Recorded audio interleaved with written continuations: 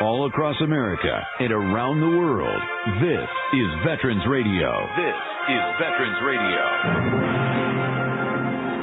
Good day. I'm Jim Fossone. I'm the officer of the deck today here on Veterans Radio, and thanks for joining us. We've got some interesting stories for you. We always want to remind you you can find more about Veterans Radio at its Facebook site or at the web, veteransradio.org, where we're on the web 24/7. You can find a lot of our podcasts there as well. We post new ones every Tuesday, so you can get a new story, a new interview, something you didn't know before by going to veteransradio.org. And before we get started, we want to thank our sponsors. First up, we want to thank National Veteran Business Development Council, nvbdc.org. It was established to certify both service-disabled and veteran-owned businesses. You'll find out how they can help your business by going to nvbdc.org. We want to thank Legal Help for Veterans. Legal Help for Veterans fights for veterans' disability rights all across the nation. You can reach them at 800-693-4800 or on the web at legalhelpforveterans.com. And finally, PuroClean. PuroClean is the paramedics of property damage. It provides water damage remediation, flood water removal, fire and smoke damage remediation, mold removal, biohazard cleanup. It also has a focus on veteran franchisees. You can learn more about them by going to puroclean.com. We just want to remind you that Veterans Radio podcasts are available on all your favorite streaming platforms, including rss.com, Apple Podcasts, Spotify, YouTube Podcasts, iHeartRadio, and Rees Across America Radio. So wherever you are, you can find us, whether it's on your mobile phone or your computer or your laptop, your tablet. But listen in to Veterans Radio Podcast. We post something new every week, and you're going to find it informative. It is an honor to welcome to Veterans Radio Medal of Honor recipient Colonel Paris Davis. Colonel, welcome to Veterans Radio. Well, thank you very much for inviting me. Well, this is an interesting story. You have a book coming out called Every Weapon I Had, a Vietnam vet's long road to the Medal of Honor. And as I mentioned earlier with you, we had the chance to talk to two guys. We'll talk about them a little later, Jim Moriarty and Neil Thorne. We did an interview with them as they were trying to get your package up and approved for the medal upgrade to the Medal of Honor. They were successful, and you are now carrying that heavy weight of wearing the Medal of Honor. But let's start back at home. Cleveland, Ohio boy. Your dad worked in a foundry. You had your mom and dad had 9 kids. That's correct. You had some uncles who lived with you, and we're going to talk about one of the uncles, Uncle PD. Tell us a little bit about home life. Well, I tell you, it was really quiet. It was very normal. It took on a tone of its own. And when I say that, I'm talking about my mom will say, okay, I want you to go outside and get all the, rake the grass and cut the grass and so forth and so on. And if I didn't do it the way she wanted it, after giving me, I'm talking about instructions that were so small and so so in her language that I always couldn't do what she wanted to say. Then she would give me a retrieve, and if I didn't get it that time, she said, "Just go get a switch." Yeah, you talk about there was family discipline, both your mom and your dad, and there was chores and responsibilities. Everybody in the family had jobs to do around the house. It was pretty structured.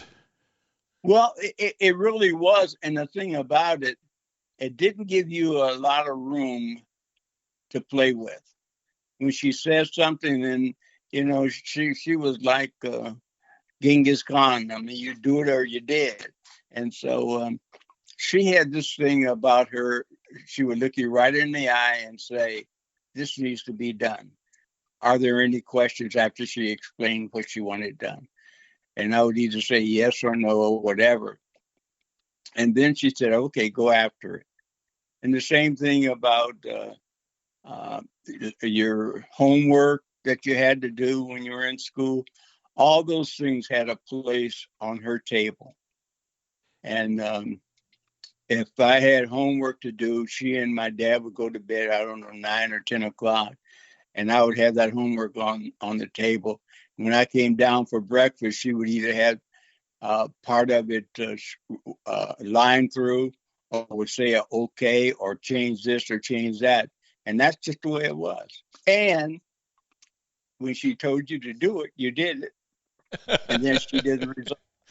Well, learning, responsibility, your place in the order, that there are consequences if you don't do what you're supposed to do. Kind of all good, valuable life lessons, weren't they? Well, they really were. And the other thing is, she would say it the first time that she would ask you to do something, she had already done it once. So she knew exactly what she wanted. She would tell me how to do it, and then I did it. Now, that just really followed over to the military. I remember, I hope I told you that way back when we were first operation, we had to go across a stream, and it was pretty deep, so forth and so on. And we had to tie off. I showed them the knot we wanted and everything else. When I got on the other side of the river, it seemed like they had more time than they needed to get this thing squared away. And so when I got on the other side, I said, "Hey, what the hell's going on here?" And they said, "Well, we can't figure out the knot that you wanted." I said, "That's bullshit. I already told you twice." and then I said, "We either gonna get this thing done, or when I come back, I'll have 2 graves for both of you." I said, "There's no reason that you didn't pay attention." I said, "It's really smart on my part to make sure you had all the information you needed so you couldn't fuck it up." So mom's lessons are ringing true right there. Her voice was in your head. Well, I tell you, and the thing about it, if you didn't understand what she was saying to you, and you didn't ask the question, like, "What do you really want, Mom? And what am I doing wrong?" And she would either tell you or something. She told you twice. She would just say, "Go out and get a switch," and then you knew you would get your butt beat. So I mean, she was just. And the thing about it, when you have a little piece of a branch or whatever it is, and it was still sort of orange in color, or dark orange, it really had some zing to it when she hit you. And so the thing about it is, you wanted to try to make sure that when you did things like that, you did them correctly. To get back to what I was trying to say is, once you swim across the river and they're still fucking around with, they're still messing around with the knot, and you say, "What the hell's going on here?" And we can't decide on that. And then I said, "You know what? This ain't going to work. This Either you're going to leave here and talk to both of them, or I'm going to have to leave here. But one of us is going to be dead right where you are." And so that's it. I'm coming back, and I'll be back in about 20 minutes. I have something else to do, and you better have it done. So I should point out to folks that Colonel Davis, Army, Airborne, Rangers, Special Forces, Green Beret, he doesn't put up with crap. And some of that sounds like it may come from mom and dad, but things weren't all easy in the family growing up either, and really there was sort of a change of pace when your older brother Barry got himself in a bad situation in I think it was a burglary, ended up going to prison. I mean, that really cast a cloud over your growing up and the family's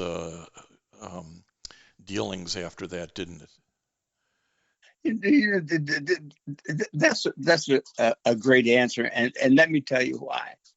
We had an order in which you eat, you know, and kids were not first, they were last. Adults had worked, they had done their job, they were in a house that we really loved, and all those other kind of good things. So why couldn't you just play a little longer and let her cook a little less and let them eat first, and what was left was for you? And it always worked out. And no one really pissed and moaned about it. And the other thing is, you need to have someone with the gavel. They can punch it on a piece of wood and say, okay, that's all. Next. It was this thing that you want to keep things at a level where everyone could enjoy. Because when you're in a house like that, you want to laugh and you want to do this and you want to do that. We had a little television that only it was black and white, and that's the only colors you could get in, and we enjoyed it. And the other thing is that you said two things. I love my God and I love my mom. And that just went everywhere. And, my dad was included, and we just had a good time by doing it that way. And the reason why I went to so much detail, when you're in a situation like that, I can remember when we first got to our camp, the first night that we were there, I slept in the doorway. I wanted everyone on the team to know that if somebody was going to get killed, it was going to be me, because it had to come through me to get to them. And I tried to do that throughout. You give them an example, and you know that you've already done it, so they shouldn't have a problem about pissing and moaning and doing it. And you cut down on the noise, and you increase the fact that you could say something, it was going to be done correctly, and then you could get going.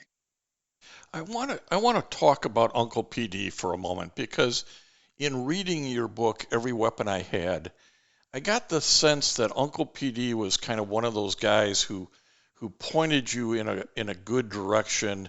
He helped you get into Southern University, but he was kind of a North Star, it sort of seemed to me. What was the relationship with Uncle PD? Well, I was named after him. I did not know that for a long while, because everybody called him PD, and my dad and brother John and Uncle Prince all called him, PD, and the house was really big, and I think that was one of the reasons why everything went as well as it did, is because everyone had to contribute to the payment of the mortgage and so forth. And so I'm talking about my other three uncles that lived there. And so that really worked out very nicely.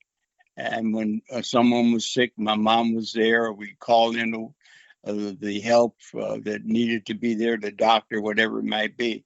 And it just worked out so that people could have their space in a crowded room. And it's one of the things, I think it was PD who kind of, and maybe it was your mom, really pointed to, was the whole idea that reading, I know this sounds trite, right? Reading is fundamental, that reading and education was something that they really wanted for you, Paris. Well, you're absolutely right. And the other thing was, every day we would read a paragraph out of a paper or out of a book that we were supposed to know, so that she could be in there cooking and whatever, and she could hear the person reading, and the others would be in there listening. And sometimes she would make sure that I was in the middle, and one brother and her sister could be on each side. So all three of us were reading the same thing at the same time. And she would either tell me I did a good job or whatever. And sometimes she would have one of the other kids to read what I just finished, just to make sure that they understood the words that they were speaking and the meaning that they got from reading what I had just read. We're spending a little time on this, Veteran Radio listeners, as we talk to Medal of Honor recipient Colonel Paris Davis. because you can go read, and we'll talk a little bit about the battle that earned him this distinction. But he's giving you now sort of the foundation, the bedrock of the man he became, the man he displayed in Vietnam. And along the way, the family kind of nudged you to college, and you ended up at Southern University in Baton Rouge, I believe. And again, that was sort of through some efforts of your Uncle PD, who was kind of maybe guiding you with a hand. You know, I'm glad you said that, because I didn't know what I wanted to do.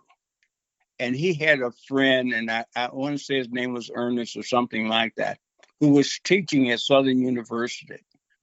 And he called him, and it took him about 3 or 4 phone calls before he got to him and told him what he wanted to do. The person, Ernest, Mr. Ernest, sent up an application and all the other kinds of things that he needed to do, because he was an instructor down at Southern University.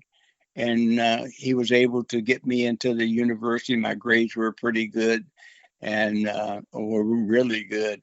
And he thought that I could really do well down there. And so he spent a lot of money at that time. You know, if you wanted to make a phone call, you had to put the coins in the machine before you could get a voice. And so after we went somewhere, because our phone wasn't working, and he had all that change in his pocket, and he kept putting in quarters and nickels and dimes when the operator would say your time's up, and we would just continue until we got all the things set up.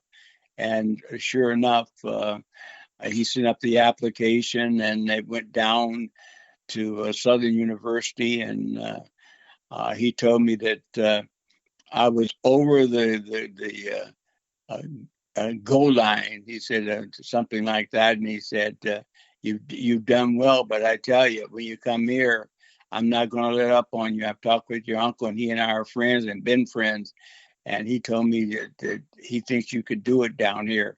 And I'm going to see if you can do it down here. And if you do, he's going to be really, really proud of you. But I tell you, the other thing is, you know this better than I do. Your mom is giving him permission. If he sees you doing something wrong, he tells you a second time, you're going to get your butt whipped." Mom knows how to keep you on the straight and narrow. And Absolutely. It's important. It's important to stop on these things and sort of, these today we use words like mentors, right?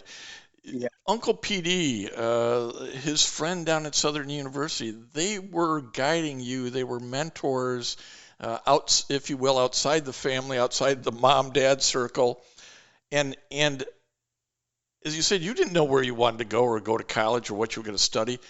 But a lot of life is sort of like, I don't know where I'm going, but somebody points me in the right direction. And you ended up getting involved with ROTC down at Southern University for the very practical reason most people do, is that they needed to pay for college. They needed a little spending money. But the ROTC little did you know at the time you joined, you were going to have this, what it was, 25-year career in the Army. Talk a little bit about how being in the ROTC shaped you. This is so important to me that you ask that question, because even though Southern University was a black college, we have white instructors. We are, especially in ROTC, because the Army don't care what color you are, and so when I got there, I was waiting to be waited on, and this sergeant came up, and I didn't even know who he was. He said, "What are you doing there?" I said, "I'm waiting to be to see whether or not I'm accepted or not." He said, if you have an application like that, you're accepted." He said, "Let me ask you a question. Do you want a job?" And I said, "I don't know. I haven't even signed in yet." He said, "You know what? One of these days, I hope you're going to graduate and you're going to need a job." And he stayed with me that whole time that I was at Southern University. And each time he would see me, he would tell me something about the Army and the way I needed to do it for civilians. And so, I mean, the thing about it, he would just, every once in a while, he would try to get my grades and everything else and tell me if I needed to work on math or geometry or whatever it was. He said, there's no reason why you have to be dumb. He said, "Wow, there's a pretty direct statement, right?"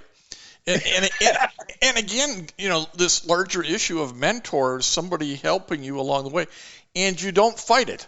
You take the advice and internalize it, and that's part of how you keep growing, isn't it? Well, it really is. And the thing about it, you meet a person who sees you in line and comes up and you introduce themselves, Sergeant Cook, so forth and so on. What are you doing here? Well, I'm trying to register. He said that's going to be fine. But when you finish, will you need a job? And he, every time he would see me at the end of a semester, he said, you're doing fine, but when you finish, you're going to need a job. And doggone it, I was in the ROTC program. He told me first what it was about, and then taught me the things that I needed to know. Uniforms that you had to wear, so forth and so on. Times you had to be at class or this position or that place. And he kept me right on the nose. I mean, I was doing things. I wanted to be there 4 or 5 minutes or maybe sometimes longer than that, so that I didn't disappoint him. I was more afraid of disappointing him than I was in passing the class. Well, again, those are valuable lessons, and this is the foundation, veteran radio listeners, of Medal of Honor recipient Colonel Paris Davis.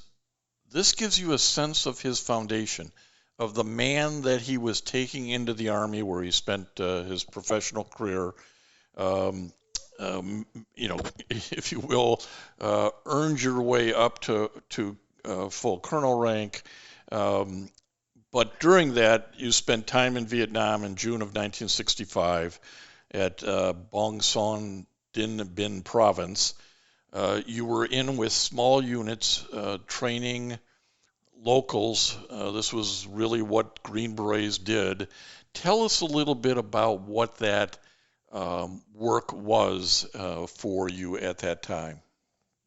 Well, the way it started was that I was in college, and President Kennedy had just won the nomination.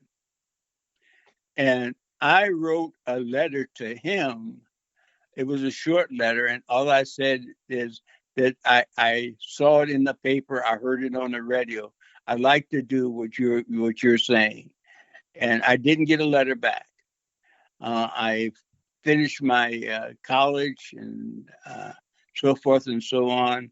I got a letter later on, just before I was ready to try to find a job, and it was from the Army. It said you're going to be going to IOBC, Infantry Officer Basic Course, and we'll be sending you 2 things: a bus ticket to the station and an airplane ride to where we are. And I got both of them. And so it was a matter of him coming to me and said, this is the job I was talking about. He said, you can really, really do it well, or you can ham it up. If you ham it up, I never want to see you again.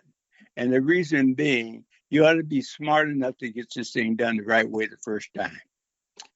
And so I got on the bus and went to the airport and was just scared to death because I'd never been to an airport and never been on a bus that size. And so I did both of them. And luckily, when I got to the airport, I got some help to go to the different place that the place I needed to go to get on the airplane, and they helped me there and so forth. And I had a note that my uncle had written, and it was enough. He said, just give this to the attendant and you'll be okay.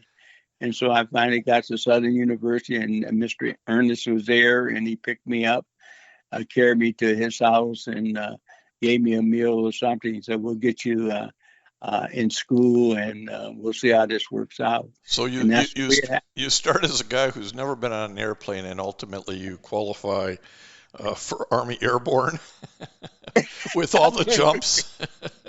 Then Ranger School, then Special Forces, Green Beret. You kind of overcame all of those little firsts and fears, didn't you? Right. And when I got to Fort Benning, I'm running or walking and trying to figure out what the devil's going on. So I'm in the middle of nowhere, and this person comes up to me and he said, what are you doing here?" And I said, "I'm trying to find out where I go to make sure that I'm registered." And he said, "You're looking at a registration at me. Come on in here with me, and don't say a damn thing unless I talk to you." And so I went there with the sergeant, and he sat me down, and we talked a little bit about Cleveland and some other things. And he said, "Look, when you go in, you're in the military. You're going to be in the military, I hope, because we have to sign you up real quick because you're about to graduate. You're in the 11th grade, and you need to have this on your record so you can earn a little money, and we can learn you a little bit about the Army. And if we get both of those going together, you're going to be okay." And that's just what happened. And I saw him a couple of 3 times. The first time was he told me that I was out there wandering around, not knowing where the devil I was. And he pulled me aside. That's right. He pulled me aside. He said, "What are you doing out here?" I said, "I'm trying to figure out what I'm supposed to do." He said, "Come with me. You're going to airborne school." and you said, okay. I probably choked on it a couple of 3 times, but anyhow, he finally got me in there. And once he asked me for my telephone number, and I said, "This is my mom," and he said, "That's the person I want to speak to." And they had a conversation about me being at Southern University, and he was going to really look out for me. He knew I was there by myself, and he wanted to make sure that I could do all the things that the Army would help me, that would help me with, and that my mom would love me all the more if I did a good job. And that was the initial conversation I had with him. And then he said, "There's one thing you don't know a lot about, and I'm going to give you a job doing that." I said, "What's that?" He said, "Cleaning up shit." He said, "You're going to go into that laboratory over there, and you're going to clean up all this shit that's not in the toilet." Well, hey, there's a job for everybody, right? Yeah, I'm sorry, I didn't mean to curse on your program. Before we run out of too much time, I'm going to skip over the June 1965 battle of Bung Son, where your actions resulted in you ultimately earning the Medal of Honor. You also received the Silver Star, which got upgraded. You received a number of Purple Hearts because you got shot to pieces. You saved a number of your men's lives in combat. This fight on this hill took about 24 hours, and it's estimated as many as 1,400 Viet Cong were dead at the end of this. The battlefield was just littered with them as they kept throwing waves after waves at you. I'm gonna skip this a little bit because anybody really interested in that story should read the book. Every Weapon I Had, but you can also find all kinds of reports about the battle, about Colonel Davis. I went back and looked at one you mentioned in the book because I could find it online, and I figured I could, and it's a March 1969 show with Phil Donahue, with you and fellow veteran Ron Diaz, talking about Bobby Brown, Robert Dennis Brown, who was shot in the head during that battle and ultimately died in 1969. But that's a really good, snippet explaining the battle, so we're not going to spend a lot of time on that. Okay. What I want Go to ahead. turn to, though, is your story is unique in that it took 50 years for you to get recognized for this. And fortunately, you're still kicking when it happened. You're, But it you're was my kind of guy. your package was and folks who don't know, you have to put in a very extensive package for a Medal of Honor to be considered. The individual Colonel Davis didn't submit this. People submit this on his behalf. It started right after the battle with Major Cole, who submitted the package, and it got lost. And it got lost, I think, in 65, 69, 2013. Right. A whole bunch of times, you're not sitting around, wringing your hands hoping you get the package approved.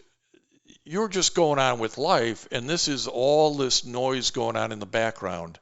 Explain this a little bit to folks who go, a 50-year journey, what the heck? Let me start with, and this won't be very long, that the team I had was all white. They're just because you had to be able to swim and you had to be able to speak a language. And when I was in charge of the team there, I knew that my time was almost up, and I had been wounded a couple of times. And what happened there, Hubbard, who was my senior medic and also a cook, and he asked me to come there to some of the team wanted to speak with me. And what they said was, if you get wounded again, we're not going to put it in. If you get wounded after that, we're not going to put it in, because we want you to stay as our commander. And he said, if it's okay with you, I've talked with the whole team, and we're not going to put in all the times that you've been wounded or anything else, because if we get a third one in there, they're going to pull you and put you somewhere else. So if you don't mind, we're not going to say anything. So that's what that happened.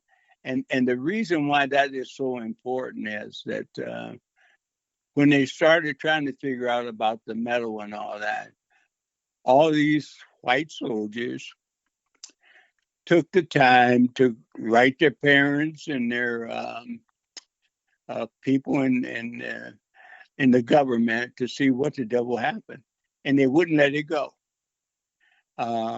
When they would go home, they would always go to their congressman or whatever and get a reason why it hasn't moved, so forth and so on. And I think the reason why it finally will start moving is the fact that when you're that close with your team, they don't want you to leave, and they want you to do the best you can to get through this thing. And that's when they call their parents and other people to call your congressman, thus and so forth, so we could see if we can get this thing done. And that was the part that I thought was Paris Davis knew about. And I'll tell you, when they first told me that, I had a tear or two.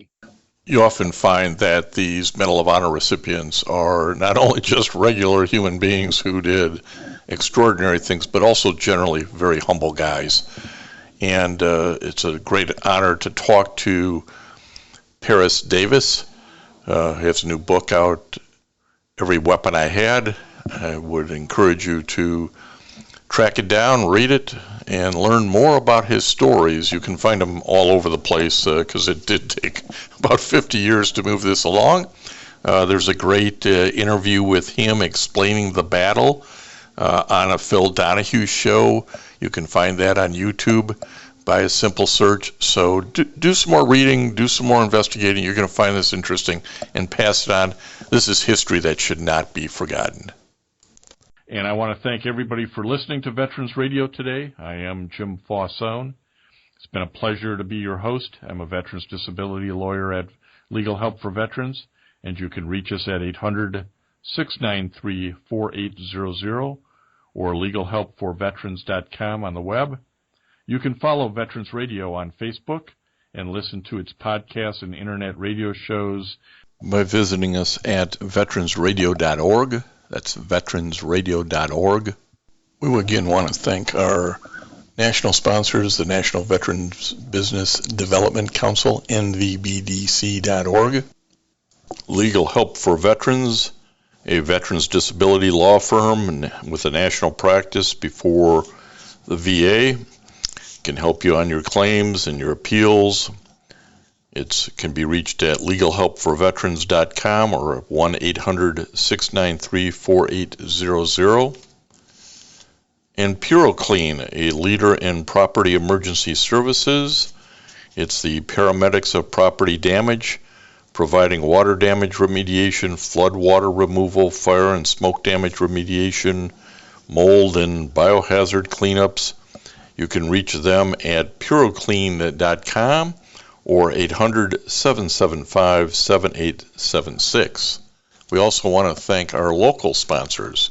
This would include the Charles S. Kettles chapter of the Vietnam Veterans of America, that's chapter 310, VFW Graf O'Hara Post 423, the American Legion Irwin Preskin Post 46 in Ann Arbor as well, the VA Ann Arbor Healthcare System, and certainly the National Vietnam Veterans of America Association. You can be a sponsor by going to veteransradio.org, clicking on the About Us and our sponsors, and help us out. Keep this program alive for the 21 and 22 years. Keep us going for another 20. Thank you.